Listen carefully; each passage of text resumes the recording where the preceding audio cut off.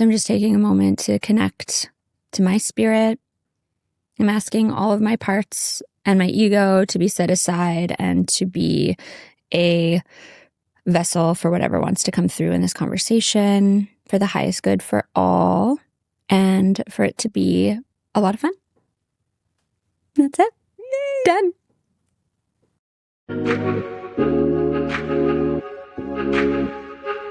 This is All Figured Out. I'm Andrea.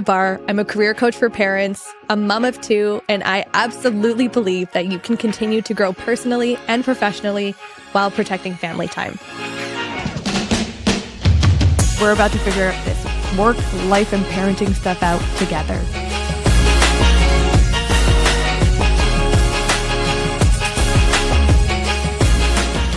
Happy full moon, Alexandra, Dr. Hello. Alexandra. How do you introduce yourself? Do you say Dr. Alexandra? Dr. Yeah, I'm really Perel-Winkler? proud of the MD, but Hell yeah. I like Alexandra. Okay. We'll just go with that. I tell my patients to call me Alexandra. Well, I joined you at your clinic yesterday, or where you practice your mystic medicine. Mm-hmm. And I thought that was really cool. And I checked in, she's like, "Oh, are you here to see Alexandra?" I was like, "Yes, I am. I would consider us friends." And so I was like, that's what I would call you in the DMs. But that was cute that she recognized you as that as well. Welcome to the All Figured Out podcast. Thank you. I'm so excited to be here. I'm so pleased to have you. I'm so excited. Oh my goodness, to dive into your story. I want to call out the crazy serendipities in our lives that have already unfolded in our few weeks, months of friendship. Okay, there is both of us kind of like going our own paths in our careers, going like traditional and then putting our own spin on it. There is your husband and I both hailing from Florida. I love that one so much. That is, like I say, that one doesn't happen often. Yeah.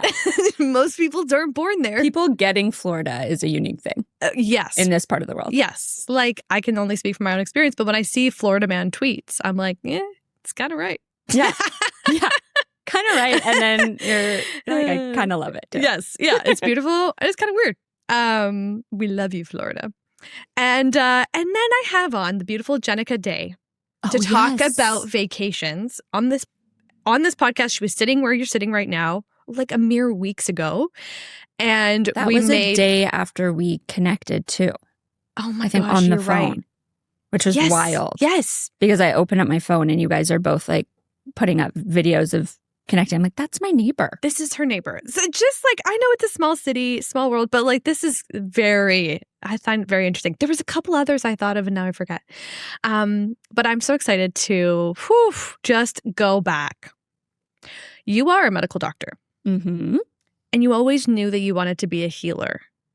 What did that look like for you growing up? Like, what does that even mean? Did you know what the word healer meant? How did it look for you? That's such a good question. I think it was really a feeling. It was like a mix between a yearning, a longing, and something that just felt really right for me. And even I remember as a little girl just wanting to help people feel well. I think that I have been gifted with an ability to feel a lot of joy and a lot of wonder.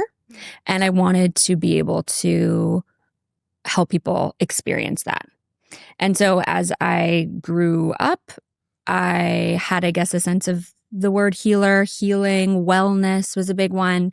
And so I was always sort of curious and seeking. Also just, I think my husband would laugh at this. Like, I think I like to be a teacher. I like to give advice. When I was in grade 6, I started an advice column in my school with my friend. No, you didn't. I did. It was called Ask A&A because her name is Anna. And I love this. We didn't get a lot of questions. What kind of questions did you get? To be honest, we didn't get any. Anna wrote the questions, and then I would answer them. We just made things up. So fun. But I think that was like the real beginning of, my coaching career. Yeah, totally. And so I always like had this feeling, this longing, this urge. And then as I progressed in life, I didn't have a sense of what healing could be outside of medicine. And I think that also in my cultural upbringing, in the world that I was living in, there was a mixture of not a lot of exposure to other types of healing, and then also a push to be like, well, this is a thing that makes sense. This is the thing you should do. If you have this urge, you have the smarts, you have the ability, you can do it. And so Why I was sort wouldn't of you? pushed in that direction. Yeah, that makes sense. Do you think that have you been listening to the telepathy tapes? A little bit. Yeah. There's, oh my gosh, I'll put the link to it. That's a whole other episode. Yeah. Do you think that there was like this in the telepathy tapes? I'll just say, so I can't even describe what it is, but it's just talking about just the higher selves. Like the whole theme of the show really is about like exploring the higher self in so many different formats with non-speakers, children on the autism spectrum. And for those who don't know about the telepathy tapes. Anyways, a huge theme that I take away from it is that like children are just so pure. Yeah. And so for you, before you could actually conceptualize like what a medical career looked like, were there any like, references for you of like, or just like feelings before that pressure came in of being like, oh, I just like, there's something about this. Like, was there like mysticism in your early life? Yeah, absolutely. I think that what you're describing is exactly it. It's like, as a kid, I was so connected to the essence of who I am, that is who I am. Mm-hmm. That is sort of my mission. That is, if we're going to go woo in this episode, which we probably will. We are. For me, I know that for lifetimes, my soul has been doing healing work. So I think I was really planted here to be doing this type of work. And what is very familiar to me is soul level transformational healing. And so I didn't have words for that. I didn't understand it, but I was definitely a young girl who was looking at the stars, looking at the moon, feeling this connection to the natural world and feeling a connection to subtle energies that I didn't necessarily understand. And in truth, I think I was really looking for guidance. I was looking for teachers. I think I always think back to, do you remember like Sabrina the Teenage Witch? Hell yeah, I do. And do you remember? Charmed? Yes. And when she turned 16, her aunts were like, you're a witch. I feel like I was always waiting for that. Like I knew that it was in me, but I was waiting for that initiation or those people to come and, like some priestessy type women to like come out of the veil and be like, okay, now we're going to teach you everything you need to know. Welcome. What I learned as I went through life is that I had to choose myself. I had to, do things that make decisions that felt uncomfortable to come back to myself. And I think that that's a process that I help people with. And also that is just part of growth and development and maturity. How did growing up in a beautiful religious faith play into, with, or against that feeling of spirituality that you were so tapped into at such a young age? Yeah, it was actually confusing for me. Yeah, I bet. Because growing up in my community in Vancouver, I went to a Jewish elementary school. I was part of a Jewish synagogue, but we're Reformed, so we're not super religious. So for me, my Jewish upbringing was very cultural. So it was about family. It was about gathering. It was about food. It was very cultural. Traditions. Yeah. Exactly. And it was community, it was family. And so it was a very, very beautiful part of my upbringing. It's a beautiful part of my life now. I think, as we've been saying, like I always had this mystical leaning and I was always seeking for that. And I was very disappointed is an unfortunate word, but the truth that I wasn't finding the answers and I still feel frustrated at this now because the way that I grew up was a very practical or traditional or cultural approach, but it didn't answer the soul level. And now I actually study Kabbalah, and a lot of after, 20 years of doing deep seeking and learning and working with lots of different teachers and practitioners, I'm now coming to Kabbalah and realizing, oh, all of it's in here. So much of what I have found through so many different lineages and so many different teachers and being such a seeker is in the Kabbalah, but they don't teach ancient mystical spirituality to kids. I'm I spent my upbringing, studying the stories. And and even now my kids come home from school and they're, the way that they talk about God is this, dude, anthropomorphic, man in the clouds. And that's how I envision him at that age too, So I feel like I wish that there was more spiritual education, because I think spirituality in the way that I'm working with it is non-denominational. Yes. And you were saying, we were kind of just chatting beforehand, you were saying that you do have people that come to you, and we're going to get into your story and how you've come into this world as an MD, as a healer. And you've said that that is something that people bring to you before sessions or in this confrontation of getting into this world and saying, but does this mean I'm leaving, say, my Christianity and my faith, my deep-rooted faith behind? Am I cheating on it? Yes, totally. Which I get. Yeah. And some different faiths have a hard time with certain parts. Like I've talked to certain people who say they can't do Reiki because they're like, it's like there's some stigma around energetics. I don't know exactly where it comes from, but it's like it's been passed down from these higher institutions of religion. And I don't know if it's coming from an old historical thing where they want to kind of control and keep the access to the soul through them. For me, I actually love working with people of faith because I feel like there's already an openness to, for a lot of people who are very secular, the concept of God, for example, can be very uncomfortable. And it can be something that they've almost stepped away from. And for me, I want to, you don't have to call it God. You can call it universe. You can think of it as energy. But I think that it's a very beautiful part that can come into our lives. And so when I'm working with people of faith, they already have that connection, and I just want them to be able to feel it and understand it's accessible to them outside of that weekly service or whatever way that they practice. It's something that they can have woven into their lives. That's every day. So cool. I've never heard it be put like that, and I've never really, conceptualized that there's already a little bit of an opening. Like it doesn't matter what your faith is. Like there's just this curiosity, perhaps like an opening to something else. Yeah. So you're like, oh, we can work with that. Yeah. Versus the person who's like, I'm going to draw this hard line in the sand. I grew up evangelical and I've turned my back on this. And like, there's a closing I can imagine. Exactly. Like this is the only way. Yeah. And how I see religion is I think it is it can be, obviously there's major problems with institutionalized religion in the world. And I think religion offers so much that can be so grounding, so connecting.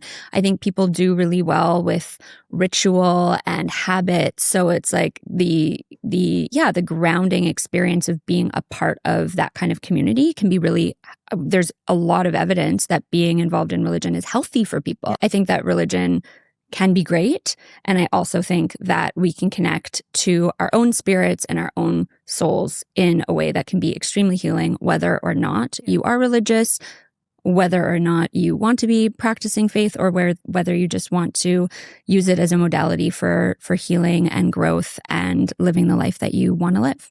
Thank you for sharing. That's very brave of you to go into this. I asked you beforehand if I could bring this up because I think it's just such an inspiration to hear from somebody like yourself, again, who is this triple threat in spirituality, in science, and in religion. And it's like, what an honor to like hear you say it as someone who I really admire, and to just speak on it with such like love and levity. Like it's just anything, too much of anything, too many carrots can turn you orange. Like too much of anything that's too rigid, that isn't rooted in like, to go crazy about like love and light and just like being kind. It's like, put on your practical hat sometimes. Like, is this good for me? Is this good for the world? Totally. Does this feel good? Yeah. Yes. Take us back. You are, as we've said, a medical doctor. You were in med school in Ireland. You moved to New York City. And we're on this fast track to becoming like some badass researcher in rheumatology. You were at Columbia.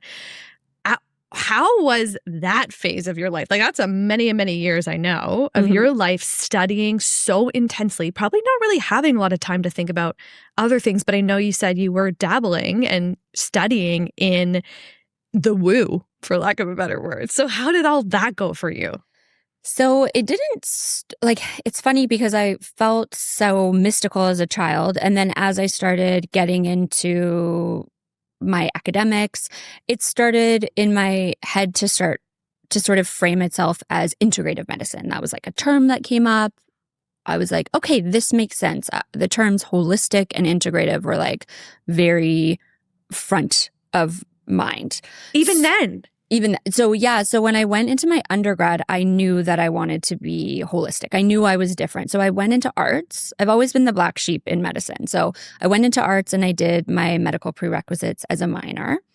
And I majored in a major that wasn't a major, but I went in and demanded that I could make it a major. What was it? The social studies of medicine. So Come on. it was an integrative approach where there was like history, the social studies, the anthropology of health and wellness. I really wanted it to include more of Eastern traditions as well, but it didn't. It was much more of a Western lens because that's what they had available. But I was taking a lot of courses really dissecting and understanding the healthcare system and health and wellness and the history of medicine.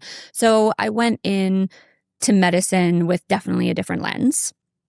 And then when I was in medicine, I knew that I was going to be doing something holistic. So I started studying nutrition and I got really into, learning about the microbiome. I also was doing yoga at the time. So I was doing a lot of yoga and I was studying sort of yoga philosophy. So that was like some things that started percolating.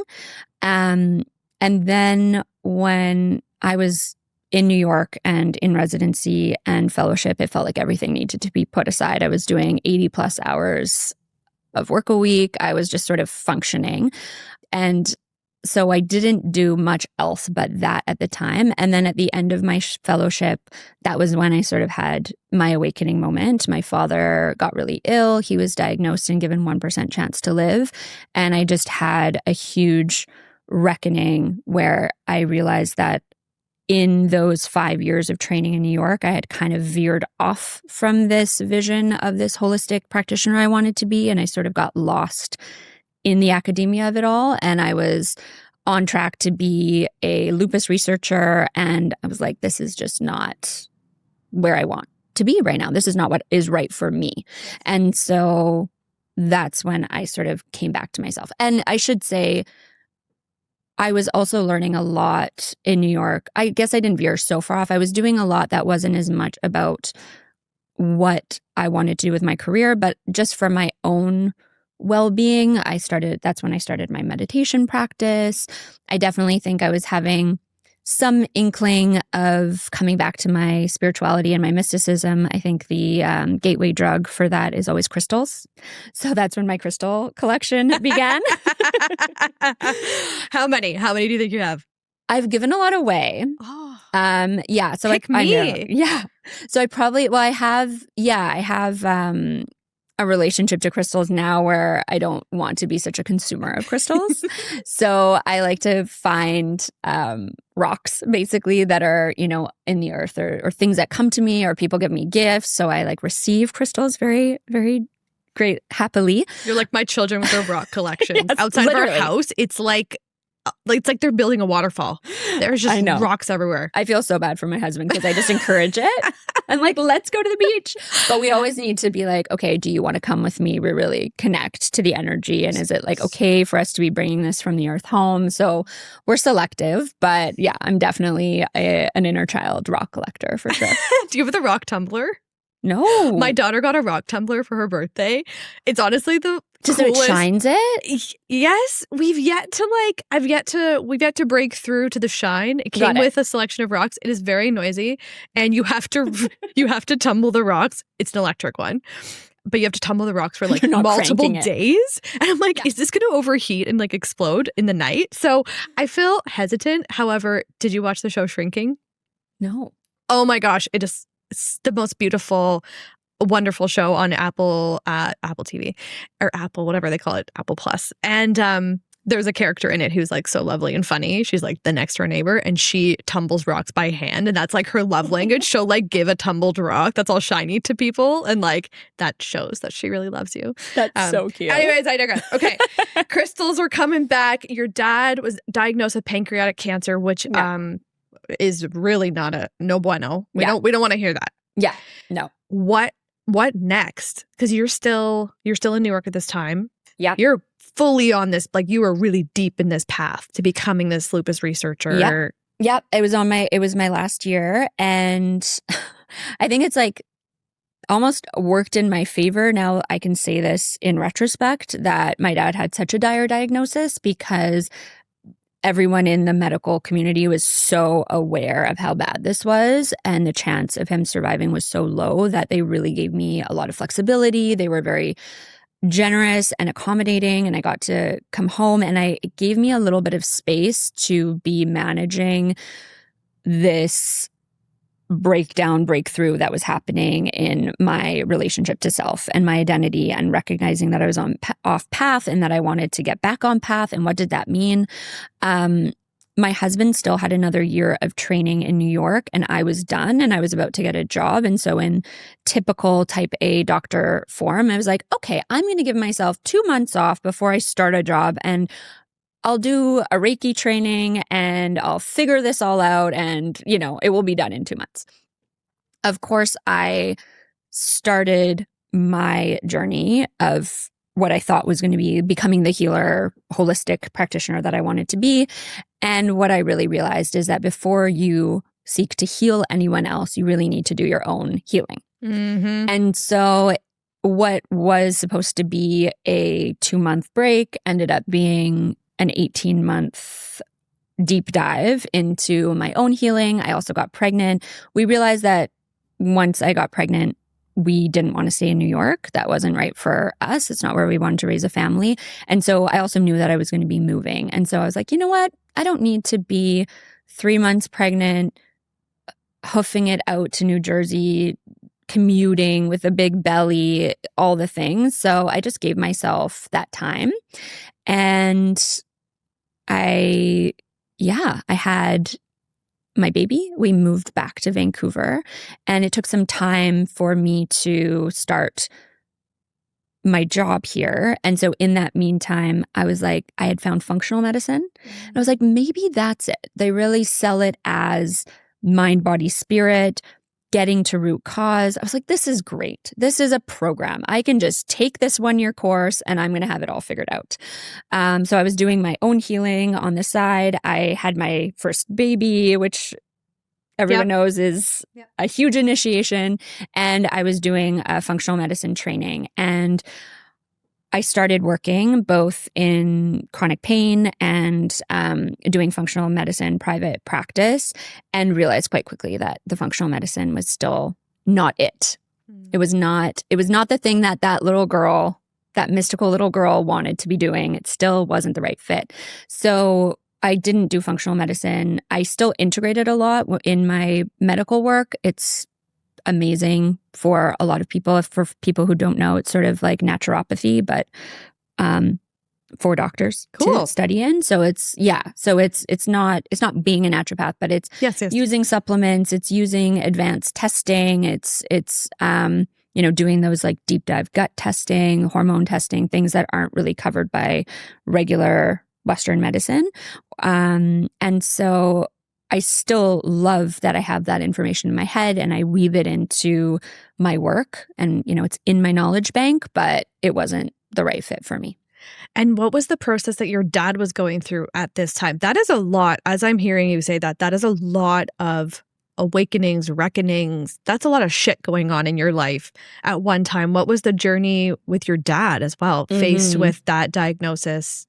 You as the doctor, it always seems to be these weird situations where it's the daughter of the man who's been given this diagnosis happens to be a doctor. It's just bizarre. So what was going on with there? So at the beginning of my dad's diagnosis, I was being a doctor and I was reading all of the literature. And for anyone who's read a scientific study, every single scientific study about something will kind of start the same way. You know, it overviews all the research that's been done.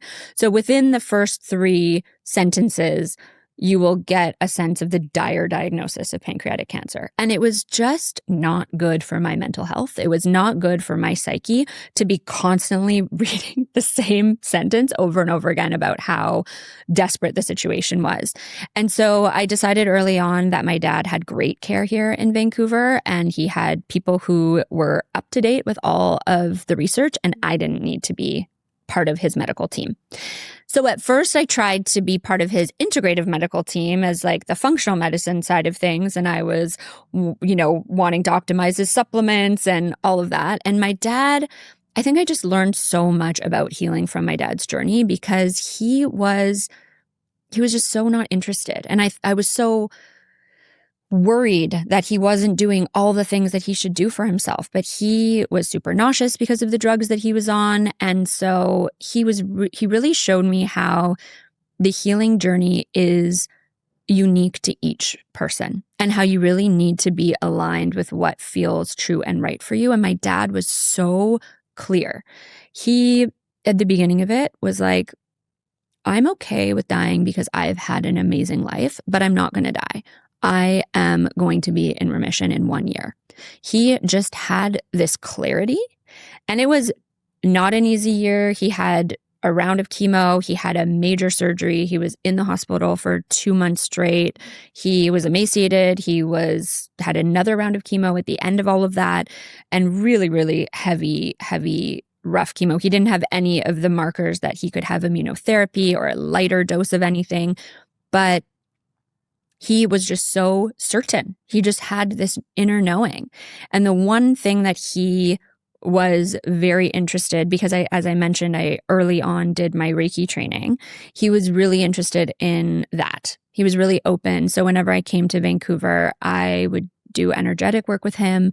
And we really got into the science of mind-body connection and visualization. And so he would do hours of meditation every day because he couldn't do much else. He was so unwell. He was lying in bed. So instead of, scrolling on the news, he would just be with himself and he would visualize his immune system. I initially, when this started, I led a guided meditation, which was visualizing, golden light, and the golden light was educating his cells, and it was all very probably, divine, feminine, beautiful, how I would envision it. And at the end of the meditation, I was like, how was that? He's like, that was great. All of my immune cells had these laser guns and they were going pew, pew, pew, pew to the cancer. And so again, it's like whatever works for you, there's no prescription for these things, but he really utilized that mind-body connection. And that was a big part of his journey. Unbelievable. Yeah. When a bit of my story with my husband, when he was going through some really scary cardiac surgeries, there was a couple things he did before each of these surgeries that he had when he was walking into. And one of them was his walk-up playlist. So we'd be driving to the hospital at 5 a.m. or whatever. He had this playlist that really got him jazzed up. Talk about the masculine feminine. His was gangster rap and just his OG songs from his 20s. And then the other thing was he was listening to a sports podcast a number of years ago. I think I've shared it on the podcast before. And now I forget who it was that said this. And Brilliant Thinker was talking about visualization. All well and good to talk about visualization, but how do you really visualize something when all of a sudden doubt creeps in and then the scary intrusive thought comes up? It happens to everybody. And what this person had said that really stuck with my husband was that you can go there but never finish it there. So he was visualizing his surgery and he was visualizing a little hiccup in the surgery. And instead of ending there and being fuck, I failed at this visualization, or that's really scary. I feel really scared. I don't want to think about this anymore. You keep going. Oh, okay, great. We worked through that problem. And then he would always see it to a positive outcome on the other side of the surgery. I love that. And it's so, I have just chills thinking about it because it was so profound. And he's not like, he's a pretty practical dude. Like, but there's some mysticism within this guy that like, he just doesn't, he knows is there, but he's not like tapped into it intellectually. And visualization is one of those great examples where you are using your imagination. I think that there is an energetic and mystical component to it. It's energetic. Mm-hmm. We don't fully understand why it works, but there is science to back it up. Yes. You know, elite athletes, the most high achieving people who are out there are actually utilizing visualization. Yes. And so I love that because it's a perfect example of like bridging science and spirituality, which is what I'm all about. Yes. And like practically speaking, you know, instead of just being like, oh, we need to do the work or we need to be spiritual, it's like, what do you mean by that? You know, like these are examples of just like the stuff. So you're doing this work with your dad. He's doing the visualizations. What happens then? What happens for How me? does he? Oh, what happens to him? What happens? Yeah. So I don't know how to ask that. Is he around? Yes. Yes. So my dad has arrived. So one of the craziest things was that we really had to fight for him to get surgery. He had this amazing surgeon who was willing to give him surgery, but he kind of met the criteria for stage 4. And in stage 4, it's inoperable. But the surgeon argued his case that he could remove the lymph nodes that were involved. And so we really, really advocated. Number one, my dad had an unexpectedly amazing response to the chemo. So off the charts, chemo was shrinking his tumor. So basically, pew, pew, pew. Exactly. So the oncologists were so surprised by the response that they were like, oh, maybe this is surgically operable because it's shrunken. And then he had the surgery. There was lots of complications. When the surgeon opened him up and saw the tumor, he said he'd never seen a tumor that looked like it. It wasn't usually a tumor after chemo will be very fibrosed. It will be like scarred. It will be like a hard, dense tissue. Instead, he said it was like liquid. It's like when they like took it out, it's like they could barely, it was like immaterial. It just kind of like fell apart.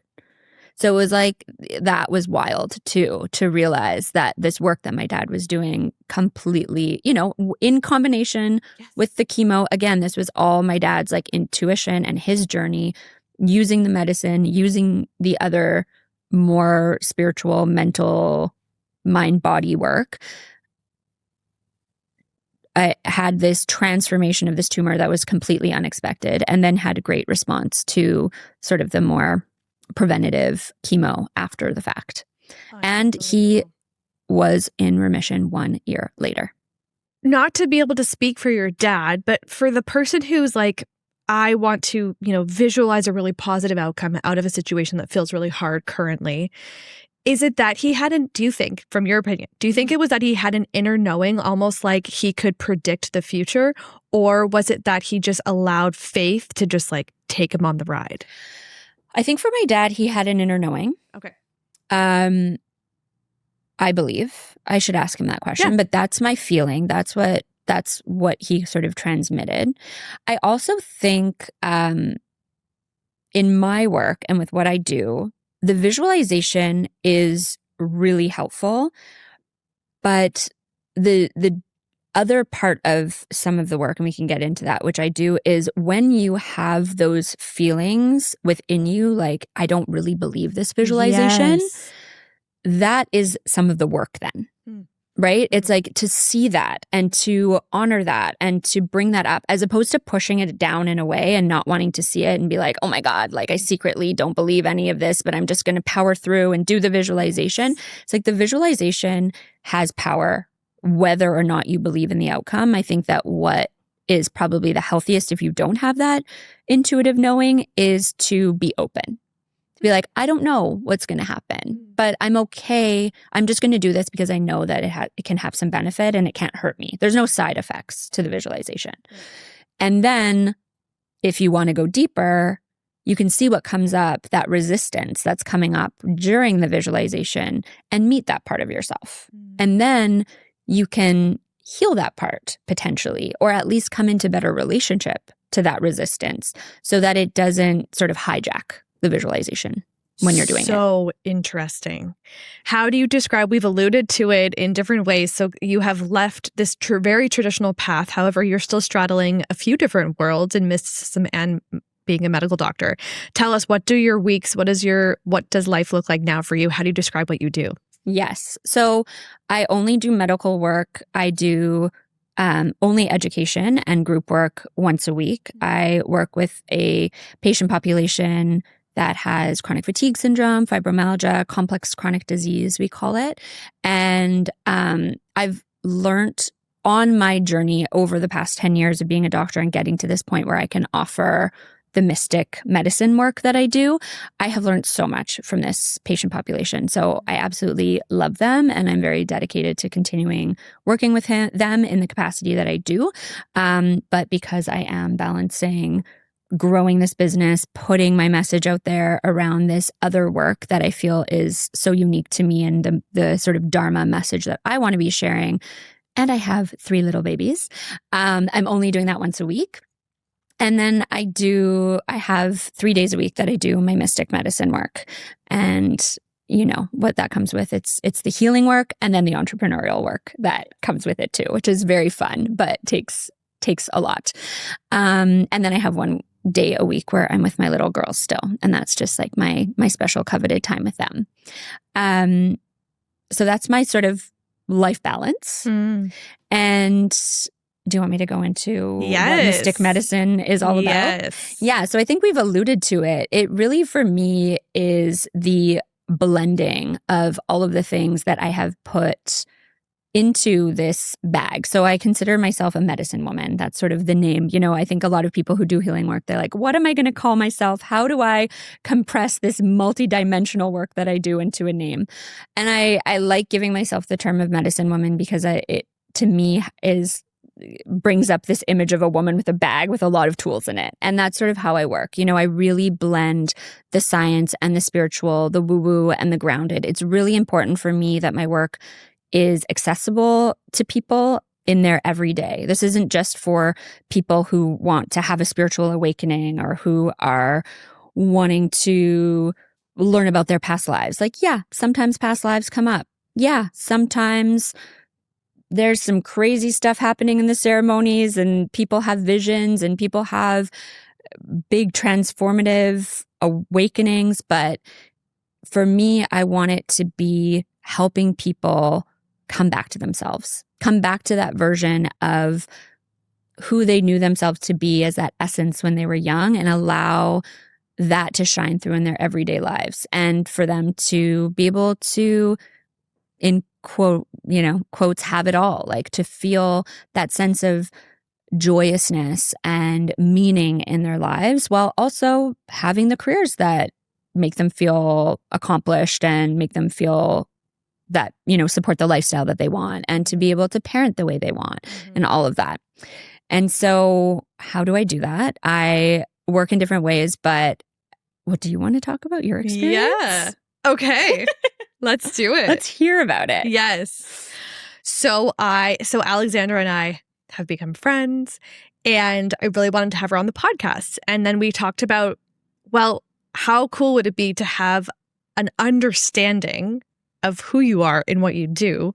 And I don't have a complex medical need, thank goodness. Right. So I'm not going to work with you in that way. But I do have a very big openness and willingness to explore whatever the heck it was that you were doing. And you have beautiful writing on your website about what it is. And I still was like, I actually don't know what I'm getting into. Because like you said, you're meeting the person where they're at, you're having a conversation to start, and then you're taking them on a guided, like I would say for like layman's terms, like a guided meditation that includes energy work and Reiki. And I have no idea what was going on. So I'm walking into this and I had no idea. But I would say that I'm somebody who really likes jumping in. So it's nothing to do with you. I could have been reading the emails more carefully, looking at your website, but I really wanted to be surprised. I love a good surprise. I love that.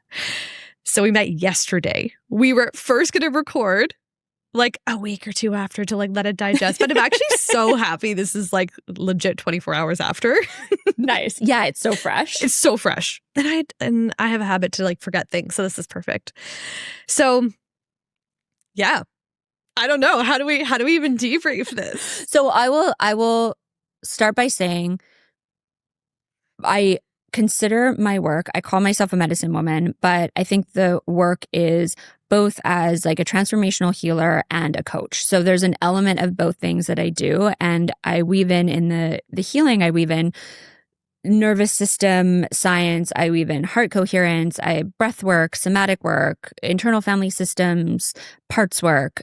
So there's a lot of groundedness in science that has been proven to support people's health and wellness and healing. And then I weave in everything that I've learned from ancient traditions, wisdom keepers, the energetic healers that I've worked with, the plant medicine practitioners, all of the people that I've worked with, I weave that into the work that I do. And people can do what you did, which is you came for like a one-off experience. And often people will continue to come to those because as you do one, you realize, oh, we're peeling back layers. Totally. And you see that there's more and more of this work that you could do.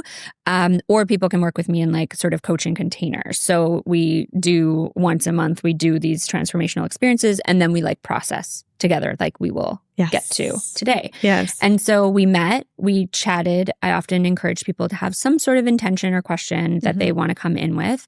And then we transition to what I call the ceremonial experience where you lie down. It does include the guided meditation. For me, a big part of my journey has been honing my intuition and my psychic skills. And so that plays in so that I can sort of see and support you in what you're navigating in that ceremony. So there's a little bit of the unseen where there's what you're experiencing, and then there is sort of the energetic container that's happening and the intuitive thing. So no one is going to have the same ceremony twice. No one's going to have the same ceremony as anyone else. Yes. So do you want to talk about what you came in with or what you experienced? Yes, both. So I knew you had a really lovely emails like leading up saying things like, hey, like take your time, like come, don't be like rushing in. Of course I was rushing in. And you said think of like a question. And I was like, oh, fun. Okay. It's like a, what's it called? The magic 8-ball. I was like, hey, what's my magic 8-ball question? And something that I've been contemplating speaking with my family physician about, something I've been speaking with my registered clinical counselor about in therapy is this, this questioning, this pondering around the SSRI, the antidepressant, anti-anxiety medication that I'm on, that I started in my early motherhood phase when my husband's healing started to really take off in a good way. And then I started to really be like, okay, I can let the chips just fall at this point. And that is where my journey on this medication started. And I told you, I was like, I have a beautiful relationship with it. Like I feel no shame about it. I tell people about it. I have not encouraged other people, but in sharing my story, I know others who have found support, especially in postpartum moments of like, I really can't go on. Like just in sharing without saying, oh, you should do this. I'm like, hey, I experienced this. Like this isn't something we need to. Decreasing the stigma. Yes. Which is like, everyone's like, oh, mental health is destigmatized. There's still a lot of stigma. Yeah. There's a lot of stigma, especially in this like natural world. Everything's got to be that's natural. What I was just thinking. Yeah. You're not doing the work then. You are avoiding like just the narrative. There seems to be some stigma specifically with SSRIs too. Yes. Yeah. Which, okay, from a clinical perspective, are they dangerous? Are they like, is there anything that's like, ooh, yeah, you really shouldn't be on this? Like, no, like what I said to, well, as I said, I don't prescribe SSRIs. I don't do a lot of prescribing these days. So I'm not giving any medical advice here. No. But my perspective on SSRIs is that as I mentioned, they only work for 1 in 4 people. So I think like some of what I'd like, the serotonin hypothesis of mental health was sort of debunked. So I think that there's like a movement around the understanding of SSRIs of like, these are I think that there was this push that everyone should be on them and they were going to be the magical cure, and then they weren't. And so there was sort of a backlash.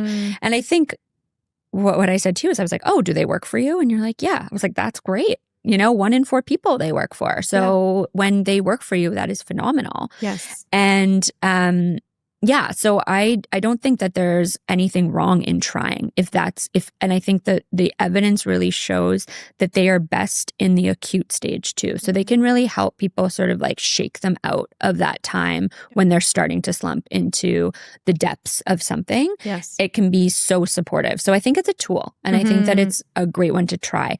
The challenge with SSRIs to me is that they can come with a lot of side effects. And when you are one of those people that get a lot of side effects, they also are not, so you can't just go off it. You have to taper off. So there's this time where you have to taper on and you're not really sure if it's working or not. And there's time the taper is off. So especially for me, I work with a lot of people who are very highly sensitive, who are empathic, and who are very sensitive to a lot of medication. So that can be tricky in my work and in my world.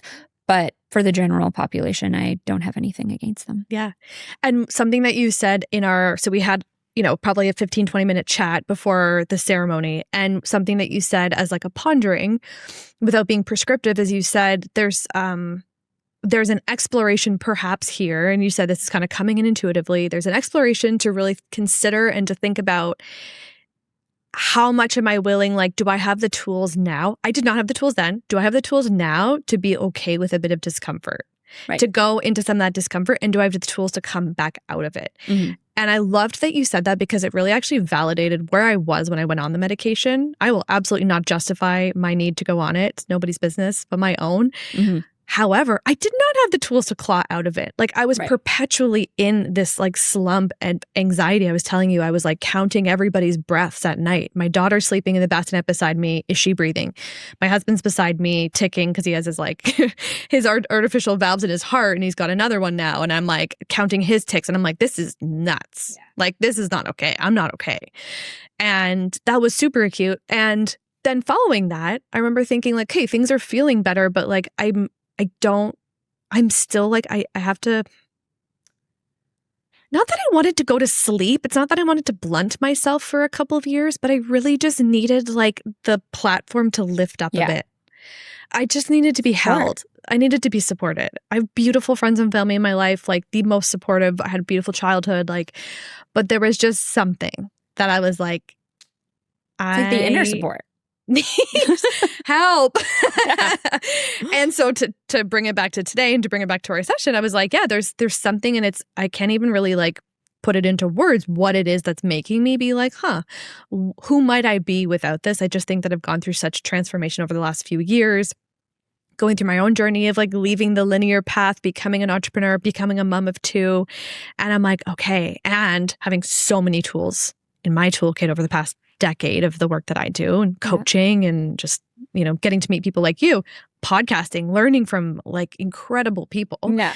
And now I'm like, ooh, I've got a curiosity. So I went into the ceremony with that as a question. And I think, well, what else were we kind of exploring? There was something else too, of like my voice. Mm-hmm. I said something about that. I was like, maybe I didn't actually beforehand. Didn't. It just came up. Oh, okay. Yeah. So you were really clear. And so I told you, I was like, okay, so we talk, and then we go into ceremony, and we sort of develop an intention for the ceremony based on what people bring to me, and then what I sort of like download intuitively. I ask questions I have like this feeling that comes into my system when I'm like, okay, we've found the thread. This is what we're going in with. And at the same time, I'm like, we always meet you where your system is at, and the body will always show us where it needs to go.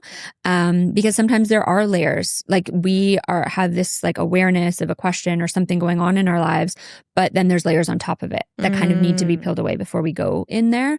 So I always just trust the body and the system to show us where we need to go. And what's really cool is often it kind of circles around so that we could have something else open up, but then we also get to touch on the intention. And I feel like that happened where for you, what I experienced was like answer to your question came really easily. Like it's like that was your system was sort of like, oh no, we know the answer to that already. Let's go deeper. This is what you actually So true. are like working with in the deeper way in your life right now. So true. It was almost like my rational brain, like, oh, what's my question? Like, oh, I've been like pondering my SSRI, but it was like, yeah. Like, yeah, that's easy. Yeah. Exactly. That's easy. Check. Okay, let's move to the deeper stuff. So you started guiding me with this, almost like what I've heard of like people who've done hypnobirthing, like this like beautiful ball of energy and this light that was moving through me, which I've done in different forms of meditation and visualization. It works so well for me. So when the second you started with that, I was like, oh, hell yeah, I'm in. Let's go there. But yeah. I want to hear, and you can continue to ask me like what my experience was, but I'm so curious, like, what did you sense? Be honest. What were you seeing or feeling or like getting as you were coming into, I don't even know, my soul? So I don't go into people. Don't worry. You're not going into your system when you come in. As you were hypnotizing me. For me, how I work is I am very much a facilitator. So I don't consider myself doing the work onto you, but I am facilitating your system doing the work. So at the beginning, I start with breath work, I start with nervous system work, and then I go into energetic grounding because that is really just setting your system up for being regulated. To do any type of healing work, we really want to be in a parasympathetic state. So, the science part of it is I'm using specific breathwork techniques to actually turn on your parasympathetic system. And then I'm doing grounding work, which is energetically grounding your system. So I find in our culture, in our society, we're very mental, we're very logical and analytical. So our energy body is very up around our heads. And so I want people in their bodies and connected to the earth. So that's really what we do at the beginning. And then I create the energetic container and I just am feeling. And sometimes I'll get visuals. Most of my intuition comes by feeling and by inner knowing. And sometimes I'll have some visuals. So for you, what I was really sensing, and usually I'll sense it in my own body, what's going on with people. And what I was the strongest was tension in the upper chest, neck, and jaw area. And that was really interesting because I wasn't sure how that was relating. And then I was also noticing lower abdomen. I wouldn't say tension, but it was like a buzzing or like vibration. And subsequently, I think we got into all of those areas. Yes.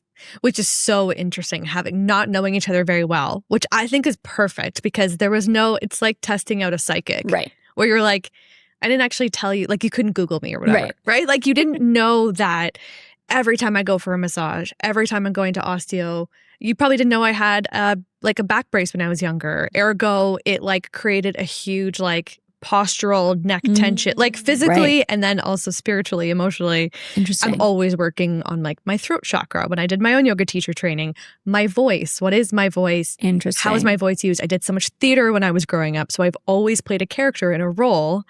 And so to use my own voice is very vulnerable. I love interviewing. Right. Turn it back on me. I'm like, this isn't as fun. Yeah. So and that was all what was coming up. Yeah. And then at one point, man, it's like I blacked out. But at one point you said something like, where are you feeling this? It was like a few times you asked me questions. And I think you had to ask questions a couple times because I was so out there. And I was like, oh, my gut, like something feels weird in my gut. And then I said, that's weird. I really don't have gut issues, which I don't. Fast forward to, I'm voice noting you last night because I was sitting on the couch with my kids. My husband had to take over making dinner because I was like, oof, I don't feel great. And in the sense that things were kind of disturbed, I was like, I have to go lie down. I slept from 5:30 until like 10:30. I missed dinner. I missed bed, bath, everything. I was in this like trance/sleep. Yeah. And my stomach felt like it was like filled with like acid or something, like goo. I don't know. Something got turned up in the best way. Like, I'm not saying like, don't go to Alexandra because you're going to feel like shit. It was like, I also had a big day afterwards. I did not listen to your advice about like going home and relaxing. I had a couple big meetings. So all of this was like just so wild to me that. Well, the other thing about the gut happened. thing was that, it just, because we went into it and you're like, I don't usually have gut issues. And I could feel like I wasn't surprised because I was feeling something going on in that area. But another thing that I'll say about my work is once I ground people, a foundation of my work is to connect them with their essential self, what I call the soul, because that to go deeper, to touch the parts of ourselves that might feel dark or scary or intimate or vulnerable, when we're resourced by being connected to our essential self, that feels the most safe for me. So that's the way that I approach the work. And also, as a side note, one of my missions is just the belief that I think when we're disconnected with this part of ourselves, we are missing out on how we can navigate our lives in a way that makes it joyous and meaningful. Totally. So we connected you, and you connected so easily, which is not surprising, to that inner light within yourself. And then when you were having the gut issues, I was like, okay, let's go there and let's explore it and what comes up. And for you, you're like, I don't have gut issues, but it wasn't a physical message that was coming through. It was more around that gut intuition. Always. Yeah. That is like you talking about being a little girl. Like that has always been that's been a huge superpower and also like confusion in my life is like around the gut. And I've worked in organizations where like Aritzia, for instance, I'll just call it out. Like it's an extremely dialed business. And it's extremely intellectual. Every decision is made from an intellectual perspective. Right. And so I had this real, like I talk about it all the time about like putting this mask on in that organization and being like, right, I've got to put on my academic hat, like my business school hat. Only analytics. Like how, and then I was like trying to like prove what I knew intuitively about some of the professional development work I was doing. I was also doing leadership development, personal development within this organization, which is extremely intuitive and like you're building programs around like what humans need. And so it was constantly trying to be like, okay, how do I take what I just know and how do I prove it with the data? Like retrofitting it that way, which is just so uncomfortable. World. Yeah, it's so uncomfortable. Until that point where, again, I've talked about this before, where I was just like, honestly, fuck it. I either just fully be myself here and I show up the way I am and who I am in my truest essence, like from this like gut area. Yeah. And if that works, great. And if it doesn't, that's okay. And that's when I started to flourish. Right. And that's when the program started to like really come alive and I started to build these beautiful relationships internally. And the work I was doing was meaningful because I stopped being this like other version. Right. And then the other piece you and I were talking about like after this session was around my voice and sharing vulnerably and being just myself, the goofy person who's going to be in the meeting, who's going to be like super, super dialed in one hand and then like crack the joke in the next. And that's always been me. Yeah. Like this yin yang, this Gemini, this like. You're Gemini. Yeah. Just like, I don't know what that means, but like I've always known I do have this like duality. Yeah. And for me, two things can be true constantly. Yes. And finding balance in that. Yes. Yeah. And that was so cool. I can't even remember how the vulnerability came up for you, but it was so beautiful because somehow in the journey we got to that and there was this message around, like how can you kind of open up, be more vulnerable? And then when we even just touched on that, and this is such a good example of how energetic work is just a bit different than like the cognitive therapy work. Yes. Just touching on it, the energy that I was feeling in your upper chest that was tense started dissipating. And I know that you felt that too. And then all of a sudden I felt so much more movement. I was also, I should say, like it was the neck, but it was also the throat. Like I definitely sensed like a lot of energy, like as if it was being held in the throat. Like there was so much energy there, but it wasn't moving. And then with the vulnerability, touching on like the openness to being more vulnerable, more open, deepening that aspect of yourself, the tension in the upper chest and the throat started to dissolve and there was so much energy moving through the throat. And this is, I think, at the point, okay, audience, stay with us here. Stay with me, I promise. I'm not crazy.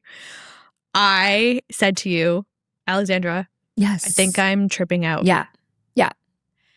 This is exactly it. You're right. This is how the vulnerability came up. This was crazy. This is going to be the clip on social media. Like It was, I told you this has only happened twice in my life before where I've had an experience that was like so out of body or so out of like my physical body and like 2 feet above myself, where one time it was in an osteopath session and like things were spinning. And another time was in my yoga teacher training. The very, very end was like totally broken down and being built back up. And I just like went there in a meditation and was like, whoa, this feels amazing. Like I'm just like sparkly right now. And this happened yesterday with you. And it was like this huge, I've actually never felt anything like this huge ball of energy that was spinning towards me. It was so clear that it was spinning towards me, whatever the hell that means. And it was like, it felt like my heart and my, like everything here, it was like a wave being like pulled, like the energy was like whoosh, whoosh. And that's when I was like, I think I'm tripping out. And you're like, yeah, there can be psychedelic like feelings that come around like in this work. And I had this choice, like I was very present, but I was like, okay, I have a choice. I know exactly what I could do to get out of this very quickly if I'm too scared. And I was like, but I'm willing to like explore these edges. Yeah. And I like stayed with it. And you put your hand like on my arm and you were like, I'm here. And like, this is safe. Yeah. And that's when wild. That's exactly it. And that's when like the vulnerability piece kind of came in. Like that's again, how it's like a collaborative process because like you're going through your piece and then I've noticed in the past few years that when people are having really big experiences and they're very clear and their intuition is really clear with this container that I'm creating, I often won't see as much or I don't get as much prompting because I feel like I don't need it, and it's not like I can force it. So it used to really freak me out when I was just starting and I'd be like, oh my God, my intuition's off. But what I've learned is it's like, no, this person is having their experience. I don't need to experience it if I'm facilitating this for them. But there'll be times when things are kind of dropped in for me. And when you were having that experience, I could sense I was like so with you in that moment because I could see that you were really making that choice. And I know I've been there and I know that choice, that edge where you're like, I can lean in and go deeper and learn something about myself. And it might be uncomfortable, but I'm going to explore it. Or there's the choice to contract and just be like, I'm not gonna take the learning today. I'm gonna go back to what feels safe and what feels comfortable. And you were really leaning in. And as you did, that vulnerability dropped in. And that's where then I prompted you with that and when you looked into it yourself. And that's when the energy started to move. Yeah. And it was like, oh, yeah. Sharing my voice.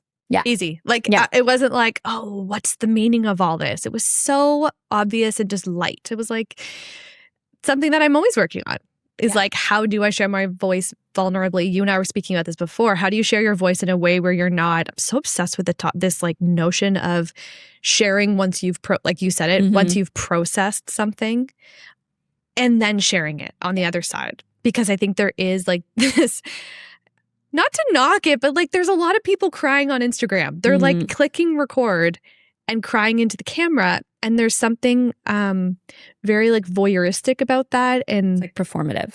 Perhaps performative. And there's going to be times where it just works. But I think it's also knowing like what does vulnerability look like and feel most naturally for you. There's people who you can tell are pushing themselves outside of their comfort of vulnerability. And they're like almost trauma dumping. And you're like, oh, that's not really it either.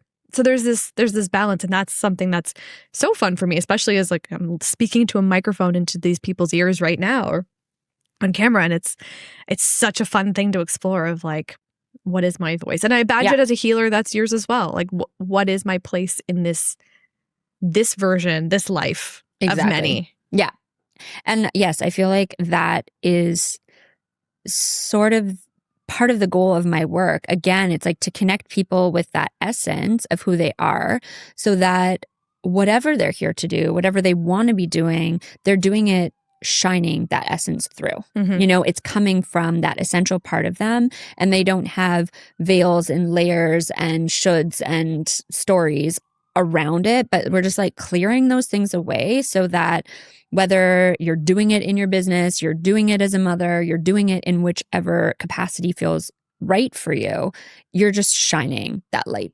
through. If we bring it back to earth, I could talk about the experience that I had forever, but if we were to come back to the listener Hello, we're back in your ears. We were to kind of share with them more from that like rational sense of like, say they're like, okay, this sounds great. I want to shine.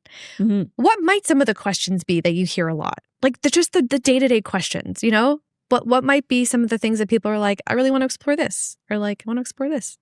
You know, the average mother who might come to you. I think that, we were talking before about like the midlife evolution versus the midlife crisis. I think that there comes a point in a lot of women's life as they become mothers where they find that some of the old ways that they were being don't feel like the right fit. And I think that we're always evolving. Something that I tell people about, and a lot of people often are surprised by, I'm like, we are nature. People don't remember that. But we are nature. Great point. And so if we look at nature is always evolving. You plant a seed and it's growing. The tree is always going to be growing. You can prune it, you can do whatever, but there's always growth. And so there's this natural tendency for us to grow and evolve as beings. We're not just growing older, we're also growing wiser. So and more beautiful. and more glorious. So I think that as we're evolving, there are these points in time where there's these natural inflection points where we can come up to an edge. And these are different ages for different people, but I think motherhood is a big point. And motherhood often coincides with a point in your career. You know, you've maybe been in a career for a while or you've been at a certain point of seniority, or you've been doing something that you've been, I wasn't in a point of seniority because I had so many years of training, but you've been working towards something for a while. And whether that is in work or just the way you show up in life, there are certain ways that maybe don't feel like a fit anymore. And so a lot of times people are coming to me with that sort of discomfort where they're like, things are just not feeling right for me anymore. And a lot of times people have tried different things because I'm, the weird and wonderful thing that people will come to after trying lots of different things. And I think the thing that I offer that's different is really unifying that mind, body, spirit, and incorporating that energetic, spiritual, intuitive piece that I think most women are attuned to, whether or not they are You Aware. can be, aware. You can be super analytic. You can be super mental. Yep. But it's just like what you were describing in your work. It's like you thrive off of that. Yeah. And also there was that intuitive piece. So I think as women, we naturally have this tendency to understand it, but there's nowhere to go right now in our society that like sort of blends that. And so that's what I'm helping people rejig is like, what's going on that doesn't feel like the fit? Is it that you're pleasing everyone else first and you're not honoring yourself? Is it the inner critic and imposter syndrome? Is it, being courageous and vulnerable and putting yourself out there to do the thing that you truly wish you could do? It's, sometimes for some people, it's up-leveling in their business and wanting to do that in a way that is, not through analytics as much, not through logic, get a business coach for that because there are great people who do that work. Yeah, call me. I got some people for you. Exactly. Yeah.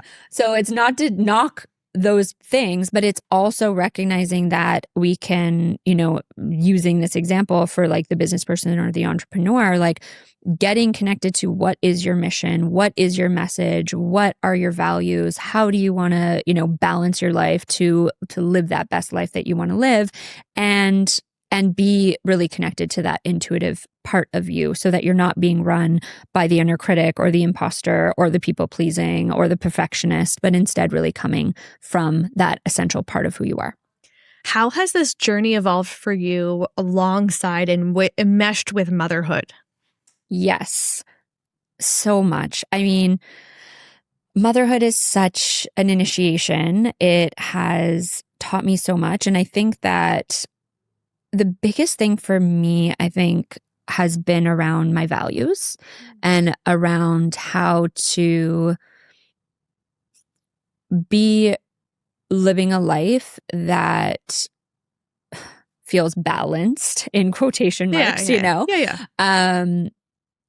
And so really needing to look at the parts of me that also, so much of what I've learned has been through my own healing experience, where it's like, where am I being driven by being a perfectionist and wanting to show up in all the ways that I think I should be showing up? Or, oh, I'm taking on this hat now of running my own business. So I had an experience last Christmas, not that long ago, where in the past year, I've really been ramping up in networking and putting myself out there. And I feel like I've gotten to a stage where I'm really clear on what the work is. And I was working on that for a long time. And so now I'm like, okay, I know what I'm doing. So now let's launch this. And so I started doing that in a much bigger way in September. And I didn't realize that I was taking on this story of the entrepreneur, of what an entrepreneur is, how an entrepreneur shows up. And so all of a sudden I was going into a 3-week vacation in Florida with my family. And we do this every year because family is a big value for us, and Micah's family is mostly in Florida. So we take a big holiday to spend a lot of time and have a lot of spaciousness.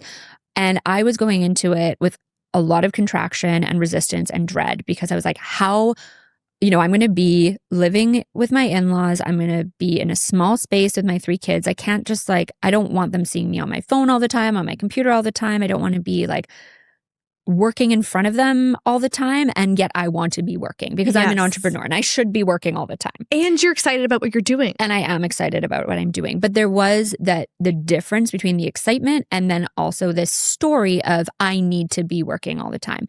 And so it was really great because I went and I was feeling so resistant to going away and being on vacation. And while I was there, I had to work through that. And as I did, I came to this awareness that my version of success in this chapter of my life has to adapt because of my values, because of what I value. And for me in my life, how I want to show up in my family and how my family unit works, I want to work less right now. And that's okay. And that's not the right thing for everyone. But that was a process for me that I really had to move through and work through to be able to come to that conclusion. And I feel like being a mother always puts what is important into perspective for me. I love that. I feel like we need to do a part 2 if you would come back on how do we raise children to honor their mystic side. Oh, I would love to. Okay. Part 2. Yes. Coming at ya. I could talk to you all day about this. All day, every day, forever and ever. You are doing such freaking cool work. You are an inspiration as somebody who really was like, this is a cut and dry path, and I'm just going to take this little offshoot over here and make my own beautiful life. So congratulations for all your success. Thank you for the beautiful session yesterday. I can't wait for another. Yay. And thank you for coming on. Where can everybody find you, learn more about you? Say whether it is physically here in Vancouver or remote, how can they learn from you or work with you? Yes, I love working in person. I'm on Granville and 16th. I rent a room out of Clementine Clinic. So if you want to come in for a session and you're local, it's so fun, but I absolutely can work virtually as well. You can get more info on www.themysticmedicine.com, at The Mystic Medicine on Instagram. Love connecting with people there. I'm really passionate about real connection. So if you are finding me through this podcast, please DM me and start a conversation. I'm a real person and I want to meet you. And if you're local, I also throw events, and you can find out about that if you join my newsletter or you're following me on Instagram. Yay. Amazing. Thank you, my friend. Thank you. I love being here.